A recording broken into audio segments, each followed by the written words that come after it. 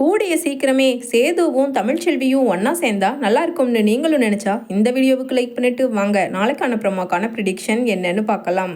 தமிழ்ச்செல்வி அன்னைக்கு காலையில் காலேஜ் கிளம்பி போய்கிட்டு இருக்காங்க. பஸ் ஸ்டாப்புக்கு இன்னொரு 100 அடி தூரம் இருக்க நடந்து போய்கிட்டு இருக்க தமிழ்ச்செல்வி கிட்ட திடீர்னு ஒரு கார் வந்து நிற்க தமிழ்ச்செல்வியும் திரும்பி பார்க்குறாங்க. பார்த்தா உள்ளே இருந்து சேது கீழே இறங்கி வர்றாரு. வந்த சேது, தமிழ் ஒரு நிமிஷம் நில்லு, நான் உன்கிட்ட கொஞ்சம் பேசணும் அப்படின்னு சொல்கிறாரு. உடனே தமிழ்ச்செல்வியோ, எதுவும் நான் பேசுறதுக்கு தயாராக இல்லை, எனக்கு பஸ்ஸுக்கு நேரம் ஆச்சு, நான் வரேன் அப்படின்னு சொல்லிட்டு வேகமாக அப்படியே கோபத்தில் முகத்தை வச்சுட்டு போக பின்னாடியே சேது ஓடுறாரு. அதே சமயம் தமிழ்ச்செல்வி, நான் நல்லா இருக்கணும், என் வயிற்றுல வளர்ற குழந்தை நல்லா இருக்கணும்னு நினச்சா இனிமேல் நீங்கள் என்னை பார்க்குறதையே சுத்தமாக நிறுத்திடணும். அப்படி இருந்தால் தான் நாங்கள் நல்லா இருப்போம். இது என்னோட வயிற்றுல வளர்ற குழந்தைங்க மேலே சத்தியம் அப்படின்னு சொல்லிட்டு அப்படியே ரொம்ப கோபத்தோட தமிழ்ச்செல்வி போக போகவே பஸ் வந்துட ஏறி போயிடுறாங்க. அதே சமயம் அப்செட் ஆன ஏதோ திரும்பவும் காருக்குள்ளே வர உட்கார்ந்திருந்த கருப்பு, என்ன மாப்பிள்ள தமிழ் தங்கச்சி பேசிச்சா அப்படின்னு கேட்குறாரு. உடனே இல்லை மாமா, அவ அன்னைக்கு கற்பூரத்தை அணைச்சு சத்தியம் பண்ணதை விட இப்போ ரொம்ப ரொம்ப கோவமா என்னை அவள் முகத்திலேயே முழிக்கக்கூடாது, இது குழந்தைங்க மேலே சத்தியம்னு சொல்லி அவள் பாட்டுக்கு சொல்லிட்டு போயிட்டான் மாமா அப்படின்னு சோகமாக இருக்காரு. உடனே கருப்பும், எல்லாம் கொஞ்சம் டைம் சரியில்லைன்னா அப்படித்தான் இருக்கும் மாப்பிள்ள, நீ மனசை விட்டுறாத, நம்ம தமிழ் கண்டிப்பாக உன் கூட கூடி சீக்கிரமே ஒன்று சேர்ந்துரும் மாப்பிள்ள அப்படின்னு தோளில் தட்டி கொடுக்குறாரு. இல்லை மாமா, நான் பண்ணதும் தப்பு தானே அப்படின்னு சொல்லிட்டு காரை எடுத்துகிட்டு போயிடுறாரு. அதே சமயம் அன்னைக்கு சாயங்காலம் தமிழ்ச்செல்வி வீட்டுக்கு வந்த உடனே தமிழ்ச்செல்வியோட தங்கச்சி தனம் கேட்குறாங்க, அக்கா இன்னைக்கு நீ மாமாவை பார்த்தியா, மாமா உன்னை வந்து பார்த்தாரா, பேசுறதுக்கு ஏக்கா அவர் முயற்சி செஞ்சும் நீ இடம் கொடுக்காம முகத்தில் அடித்த மாதிரி அப்படி பேசின அப்படின்னு கேட்குறாங்க. உடனே தமிழ்ச்செல்வியும், இதை பாருடி, உனக்கு தேவையில்லாத வேலை, அம்மா இவளுக்கு என்ன வேலை, படிக்கிற வேலை தானே, அதை மட்டும் பார்க்க சொல்லு, சும்மா எங்களெல்லாம் சேர்த்து வைக்கிற வேலை, கருப்பு அண்ணன் ஃபோன் பண்ணா பேசுகிற வேலைன்னு தேவையில்லாத வேலையெல்லாம் நீ பார்க்குறத இதோட நிறுத்திக்க அப்படின்னு சொல்லிட்டு அங்கே தமிழ்ச்செல்வி பேச உடனே வசந்தியோ, ஒரு நிமிஷம் நில்லு தமிழ், எப்படி காலத்துக்கும் நீ இங்கே நம்ம வீட்லேயே இருந்துட முடியுமா, அதுதான் மாப்பிள்ளையே அவர் பண்ணது தப்புன்னு நினச்சி உன்கிட்ட பேச வந்திருக்காருல்ல, அப்படி இருக்கும்போது என்னடி ஆச்சு உனக்கு, தேவையில்லாமல் மாப்பிள்ளை மனசை காயப்படுத்தி எல்லா விஷயத்தையும் தனத்துக்கிட்ட கருப்பு தம்பி சொல்லித்தான் நான் கேள்விப்பட்டேன்.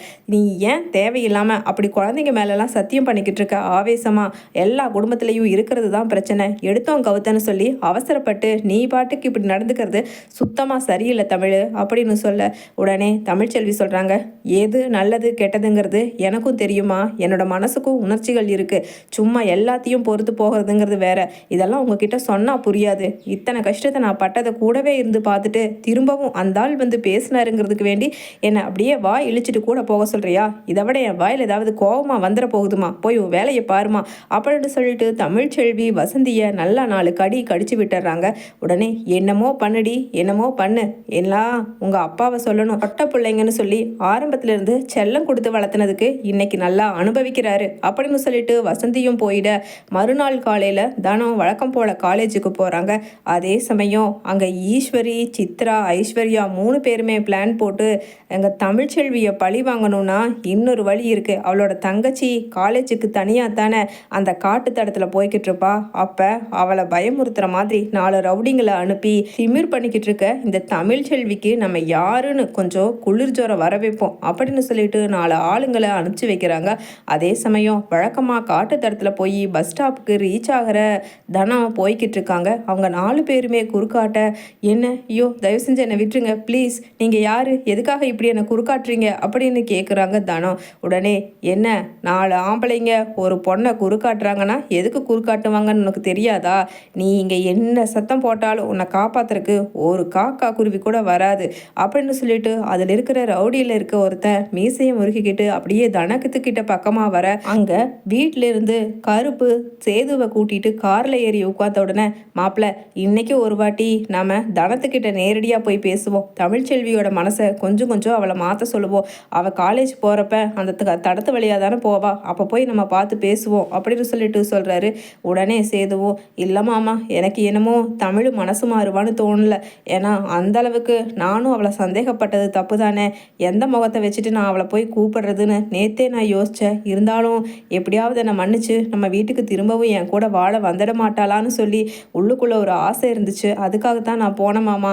ஆனால் தனம் போய் சொன்னால் மட்டும் என்ன தமிழ்ச்செல்வி கேட்கவா போகிறா? எவ்வளவு பிடிவாதக்காரின்னு உங்களுக்கு தெரியாதா அப்படின்னு சொல்ல உடனே கருப்பு, இல்லை மாப்பிள்ள, எனக்கு என்னமோ எனக்கு அந்த கருப்பு சாமியே வந்து மனசுக்குள்ள இன்னைக்கு போய் அந்த காட்டு தடத்தில் தனத்தை பார்த்து பேசணும்னு சொல்லிக்கிட்டே இருக்கு. நைட்டு முழுக்க தூங்குறதுக்கே விடல அந்த கருப்பு சாமி அப்படின்னு சொல்ல உடனே சேதுவும், சரி மாமா சரி, சாமி சொல்லுச்சுன்னு நீ சொல்கிறதால தான் நான் வர்றேன் அப்படின்னு சொல்லிட்டு சேதுவும் கருப்பும் அங்கே வழக்கமாக மலரை பார்க்குற அந்த இடத்துக்கு போகிறாங்க, அந்த காட்டு தடுத்து வழியாக. அதே சமயம் அங்கே ஏற்கனவே 4 ரவுடிங்க சுற்றி வர காப்பாற்ற சொல்லி சத்தம் போடுன்னு போட்டுக்கிட்டு இருக்காங்க. ஆனால் அது காட்டுக்குள்ளே இருந்தனால யாருக்குமே சத்தம் கேட்காம ரொம்ப பயந்து அரண்டு நிற்கிற மலருக்கு திடீர்னு பின்னாடி இருந்து ஒரு அடி விழுகுது. அந்த அடியாளுக்கு யாருன்னு பார்த்தா சேது தன்னோட வேட்டியை மடிச்சு கட்டிட்டு, என்னங்கடா என்ன, யாருக்கிட்ட வந்து வம்பு பண்றீங்க? என்ன தனம் நெத்தியில காயம் எல்லாம் இவனுங்க துரத்துனதுல ஓடி போய் விழுந்ததா அப்படின்னு கேட்க, ஆமா மாமா, எனக்கு பயமா இருக்கு மாமா, தயவு செஞ்சு என்னை காப்பாத்திடுங்க மாமா அப்படின்னு சொல்லிட்டு அப்படியே சேதுவை கட்டி பிடிச்சு அப்படியே கொலெல்லாம் நடுங்க கிடுக்கிடுன்னு நிற்கிற தனத்தை, ஒரு நிமிஷம் நீ போய் காருக்குள்ள உட்காரு மாமா, காருக்குள்ளே கூட்டிகிட்டு போய் தனத்தை உட்கார வைங்க, இப்போ நடக்கிற வேடிக்கையை பாருங்க அப்படின்னு சொல்லிட்டு தன்னோட சட்டையை அப்படியே மடக்கி விட்டுட்டு தான் கையில் போட்டிருக்கிற காப்பை முறுக்கி விட்டுட்டு பலார்னு 4 அடி கொடுக்க அதில் 3 பேர் ஓடி போயிடுறாங்க. ஒருத்தனை மட்டும் சட்டையை எட்டி பிடிச்சு, டேய் நீங்கள்லாம் எந்த ஊருடா? என்னம்மா தனா, இன்னைக்கு தான் இவங்க இப்படி உங்ககிட்ட நடந்துக்கிறாங்களா? இல்லை காலேஜில் எவனாவது இந்த மாதிரி உங்ககிட்ட தப்பாக நடக்கிறதுக்கு முயற்சி செஞ்சு நீ இடம் கொடுக்காததால இப்படி மிரட்டி பார்க்கலான்னு தனியாக உங்ககிட்ட வந்து பண்ணுறாங்களா அப்படின்னு சொல்ல உடனே தனமோ, இல்லை மாமா, காலேஜ்லலாம் என்கிட்ட யாருமே இப்படியெல்லாம் நடந்துக்கல, இல்லை ஒன் சைடாக யாராவது லவ் பண்ணி இப்படி உன்னை தொந்தரவு பண்ணுறதுக்காக இங்கே வந்திருக்காங்களா என்னம்மா அப்படின்னு கேட்குறாரு கருப்பு. பயத்தில் ஒன்றுமே பேச வராமல் அப்படியே கிடுக்கிடுன்னு நடுங்கிக்கிட்டு காருக்குள்ளேயே உட்காந்துருக்காங்க தமிழோட தங்கச்சி தனம். உடனே கருப்பு சொல்கிறாரு, மாப்பிள்ள தனம் பேசக்கூடிய நிலமையில கூட இல்லை, என்னமோ பேய் அடித்த மாதிரி உட்காந்துருக்கு, அவனை 4 தட்டு யார் அனுப்புனாங்கன்னு தெரிய போகுது அப்படின்னு சொல்ல உடனே, ஐயோ என்னை மன்னிச்சிருங்க, எல்லாம் உங்கள் வீட்டில் இருக்கிற ஈஸ்வரி அம்மாவும் சித்ரா அம்மாவும் தான் என்னை இப்படி இவங்க கிட்ட ரகலை பண்ண சொல்லி இந்த பொண்ணோட ஃபோட்டோவை அனுப்பிச்சு இந்த இடம்னு சொல்லி எனக்கு ஷேர் பண்ணி விட்டாங்க, என்னை விட்டுருங்க அப்படின்னு சொல்ல உடனே சேது, என்னது ஈஸ்வரி சித்தியா, எதுக்காக ஒன்று அனுப்பிச்சிருக்கணும் அப்படின்னு சொல்ல உடனே கருப்பு சொல்கிறாரு, எனக்கு புரிஞ்சு போச்சு மாப்பிள்ள, ஏன்னா தமிழை பழி வாங்கிறதுக்கு தனத்தை பழி வாங்கினா தமிழ் அப்படியே ரொம்ப அப்செட் ஆகிடுவா, திரும்பவும் நீயும் தமிழும் சேரவே மாட்டீங்க, நீ தான் அவளை இப்படி ஆள் வச்சு பண்ணியிருப்ப அவன் மேலே இருக்கிற பகையிலன்னு சொல்லி அவன் நம்பிக்குவான்னு சொல்லி லூசுத்தனமாக பிளான் போட்டு அந்த சித்ராவும் ஈஸ்வரியும் தான் பண்ணியிருக்காங்க அப்படின்னு சொல்லிட்டு கருப்பும் சொல்ல உடனே நேராக, மாமா முதல்ல தனத்தை ஹாஸ்பிட்டல் கூட்டிகிட்டு போய் எல்லா ட்ரீட்மெண்ட்டும் பார்த்து நேராக வீட்டில் பத்திரமா இருக்க சொல்லி விட்டுட்டு அப்புறம் நம்ம வீட்டுக்கு போய் அவங்களுக்கு அப்படின்னு சொல்லிட்டு சேது நேராக அங்கே வசந்தி செல்லத்துறை இருக்கிறப்ப தமிழும் வீட்டில் இருக்காங்க, அங்கே கொண்டுட்டு போய் தனத்தை விட தமிழ்ச்செல்வி ஆச்சரியமாக பார்க்குறாங்க. என்னடி ஆச்சு தனம், மாப்பிள்ள என்ன ஆச்சு அப்படின்னு சொல்ல உடனே, இனிமேல் தனியாக அனுப்ப வேண்டாம், அவளை கூட நீங்கள் கூட்டிகிட்டு போங்க அப்படின்னு செல்லத்துறை கிட்ட சொல்லிட்டு அங்கேருந்து கிளம்ப உடனே தமிழ்ச்செல்வியும் ரொம்ப நன்றி அப்படின்னு சொல்ல அப்படியே 2 பேரும் மனசு இலகி மாற்றி பார்த்துக்கிறாங்க.